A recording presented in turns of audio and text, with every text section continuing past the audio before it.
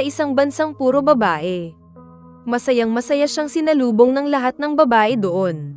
Ilang dekada na rin pala mula noong huling makakita ng lalaki ang karamihan sa kanila. Napagtanto niya na nasa isang bansang puro babae siya at maaaring pumili ng kahit sinong babae bilang kanyang asawa. Sa lugar na to, pwede silang mag-asawa ng 100 babae.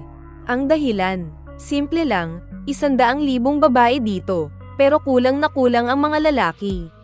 Nakarating ang lalaki sa gusali ng mga VIP, at sinalubong naman siya ng isa pang malaking grupo ng mga babae. Masayang-masaya silang lahat nang makita siya, kahit ang pangulo ng bansa ay personal siyang binati. "Mahal naming tagapag-alaga ng binhi, ikaw ang aming pag-asa," sabi ng pangulo. Iniabot ng kanyang katulong ang isang mansanas bilang simbolo ng karangalan. Inanyayahan ng pangulo ang lalaki na kumain ng isang kagat, at kumain din